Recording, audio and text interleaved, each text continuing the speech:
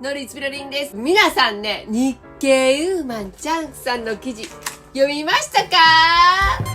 もうね、私はね、熟読しちゃいました。いっぱいね、共感できることありましたよね。チャンクさんがインタビューで答えてた、仕事のために諦めていることもある。無力感や喪失感にどう対処していくのかが重要ってね、チャンクさんもね、インタビューの中で話してたんですけど、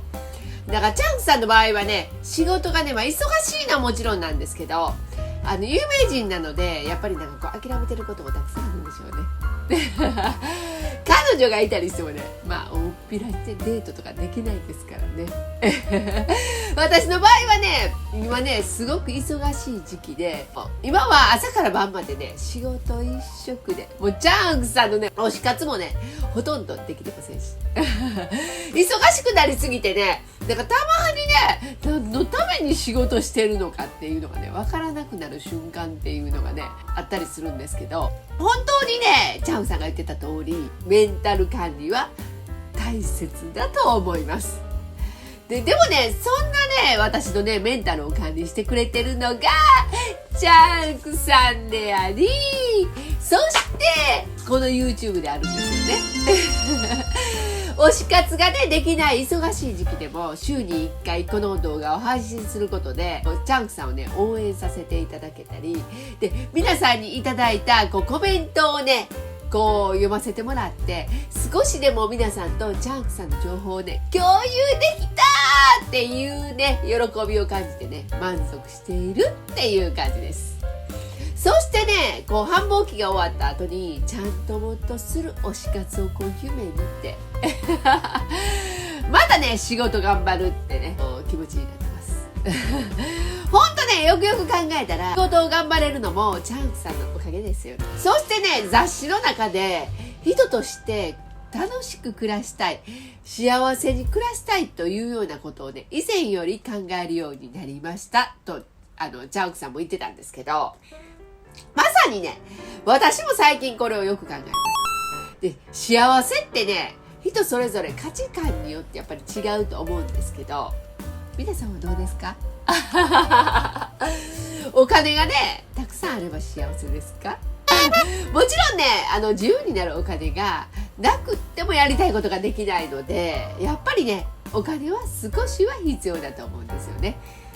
でもね、全てお金があると幸せかっていうとね、そうではないですよね。美味しいものを食べて、これ美味しいって言ったら、そうだねって言ってくれる人がね、近くにいると楽しいし、チャンク最高ってね、話してたらね、わかるって共有してくれる人がいるとね、自分一人でね、思っているより気持ちがね、増幅されますよね。好きなところをね、共感できたらもう最高に幸せっていう感じなんですよね、私の場合は。もうアホみたいなことを言いながら笑い合えたり、たまにね、ブラックのネタを言って笑ったり、もういいこともね、なんか嫌なことも共有できる幸せっていうのがね、私はそういうところに幸せを感じるタイプなんですよね。人ってね、幸せの感じ方が様々ですからね。逆に一人でいることが幸せだって感じる人もいらっしゃると思います。でもね、分かってるのは幸せだって思えるのは自分次第だっていうことだと私は思います。例えば、私みたいになんか大阪公演2公演しかツアー行けないんですけど、この忙しい時期に大阪2回行けるだけでも幸せって思うのか、もう今回の6回の公演全て行けない自分は不幸だってね、感じるのか、どうなんでしょうね。これはね、ポジティブに考えていこうっていうのではなくって、大阪でやってくれてありがたいみたいな、そう感謝の気持ちに近いですかね。私はね、無理やりポジティブに考えるのはね、いまいちだと思ってるんですよね。常にね、ポジティブに考えようと思いすぎると、気持ちとのね、この落差が激しくなって余計にしんどくなっちゃってね、どこかに歪みがやってくるっていうことがあるので、だから私の場合は若干ネガティブ多めです。それにね、私の場合はくじ運も人並みからし、もう全然ね、ねこう特別なものに当たったことなんかないんですけど、こうちゃんともがねこう当たったっていう話を聞いたりね、なんかこう経験したことを聞くだけでなんかこう楽しかったりするんですよね。でその時のチャンクさんの話聞くだけで盛り上がれる。もう今回はね、私は仕事で、全く行けないんですけど、師匠がねありがとうございますにね言ってきてくれることで、もうそれだけでねなんか満足なんですよね。なんか師匠だっていっぱい話教えてくれそうなんで期待してます。もちろんねチャンクさんの近くで見てみたいという願望はすごくあるんですけど、こう誰よりもとか常にとかっていうのはねあんまり思わないんですよね。私の推し活は当たりもあれば外れもあるからね、こう面白いっていうんですかね。もう外れたことがあるから、そこそこいい席に行けた時に、いやもう今回最高って思えるそういうことで盛り上がれるっていうのがね楽しいっていう推し活をやっていますその部分をねこう楽しんで、だからそんなネタでちゃんともとこう盛り上がれたらいいし、最終で楽しかったら最高って思えたら結果オーライだって思ってます推し活はね仕事の疲れとかねストレス解消を楽しむものなので、それでこうストレスをためるとかっていうのはねもう本末転倒だと思うんですよね。どこに自分の満足を置くのか、幸せの置き場をねこう変えることで幸せだと思える目線が変わってくるって思うんですよね。そうやってね皆さんもね推し活を楽しんでもらえると私も嬉しいですもう今回のね雑誌はチャンクさんのねインタビューだけでなく、他の部分も仕事や人生のプランニングにねこう役立つ情報がたくさんあったので、ぜひね読んでみてくださいところで皆さん CD 購入の予約されましたか今回もファーストシングル同様、ファンクラブ会員限定版の150人抽選でのプレミアムサイン会&握手会、そして CD 販売イベント2000人の握手会が開催されます。開催は4月中旬以降ということなのですが、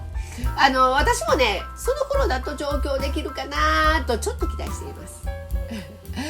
なんだかね今年もチャンクさんが日本にたくさん来てくれそうで楽しみですね。そしてこちらの写真展が韓国で行われたみたいですよね。4人の俳優さんがピックアップされてる中で、もうチャンクさん色っぽかったもうねいろいろですね動画もねあったようなんですが、動画はね見ることができないので、写真展が終わってからなんか YouTube でアップしてくれないかなって願ってます。主催者の方よろしくお願いしますそれではね今日のコメント紹介します。ちちゃんくコンサートツアー当落発表の動画にいただいたコメントです。ゆりほさんです。ピロリンさんに質問です。何でしょうチケットはなぜ日にちが分散して販売するのでしょうか。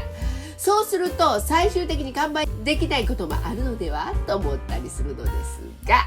私はファンクラブに入会していますが、ファンクラブ先行の抽選では落選しました。私もですまあねファンクラブ私入ってんのかなって思うぐらい落選しましたそういうコメントでくださってた方、6公演応募してで6公演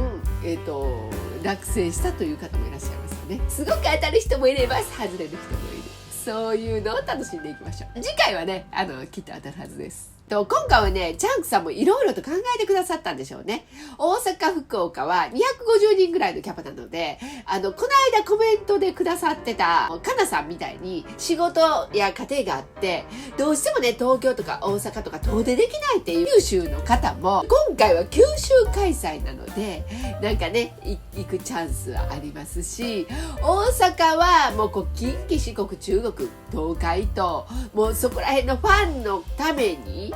そして東京は東日本のファンのためにといろいろ考えてくださったんでしょうねそれに今回のファンミ3カ所で6公演って結構チャレンジですよね。チャンクさんも一箇所でたくさんの人を呼んでいっぱい稼ぐっていう方がチャンクさん的にはね、チャンクさんの労力的にもそっちの方が楽かなと思うんですけど、こうやって分散して日も分散してやってくれるっていうのはね、やっぱりたくさんのファンの人に見てほしいっていうのがあるのかもしれないですね。そしてね、全てのツアー参加者には特別なパーティーまで、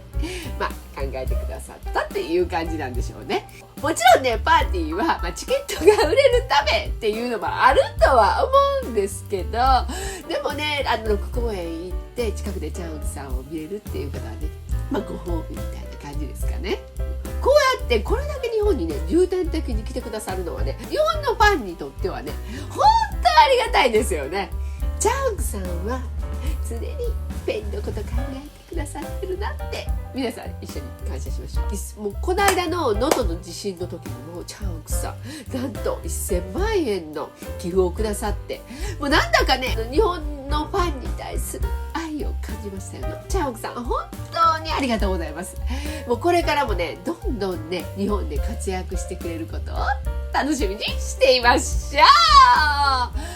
う。こちらの動画金曜日夜9時に更新しております。このように字幕つけておりますので字幕ボタンでご利用ください。今日の動画少しでも面白かったという方は高評価、チャンネル登録、コメントで応援していただけるとすごく嬉しいです。ドリーズペロリンでした。アンニョーン。